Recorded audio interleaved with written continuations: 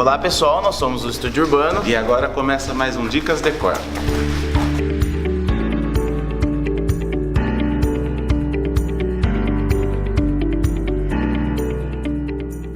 Eu sou o André, ela é a Heloísa, ele é o Vitor, nós somos os arquitetos do Estúdio Urbano Arquitetura e Interiores. 2018 é o nosso primeiro ano na Decor Interior. A gente escolheu o banheiro da Suíte Master porque atualmente o banheiro é o foco dos projetos de interior.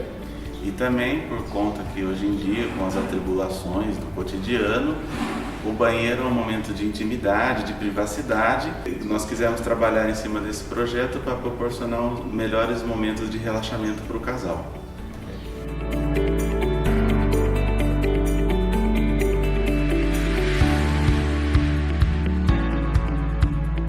O nosso maior problema nesse banheiro foram as proporções. O banheiro é muito estreito e tem um pé direito muito alto e isso causa um desconforto no usuário, né? Então esse foi o nosso maior desafio. Então, a partir dessas problemáticas, nós tomamos as diretrizes do projeto. Uma delas foi a questão do pé direito, que nós utilizamos um forro de gesso, que rebaixando o pé direito nós tornamos o ambiente mais confortável para a utilização do casal.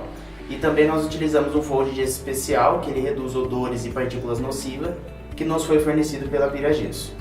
A segunda diretriz do nosso projeto foi a solução da bancada, onde nós optamos por fazer os toalheiros esculpidos na própria bancada, diminuindo o número de acessórios espalhados pelas paredes e também tornando o ambiente mais limpo visualmente. Para solucionar os outros problemas do banheiro, nós projetamos um gabinete que nos foi fornecido pela Cristiantex Ambientes, onde nós conseguimos colocar o cesto de roupa suja para manter o ambiente organizado e gavetas para acoplar os itens de higiene.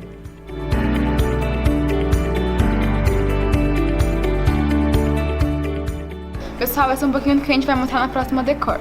Enquanto isso, vocês podem nos acompanhar pelas mídias sociais.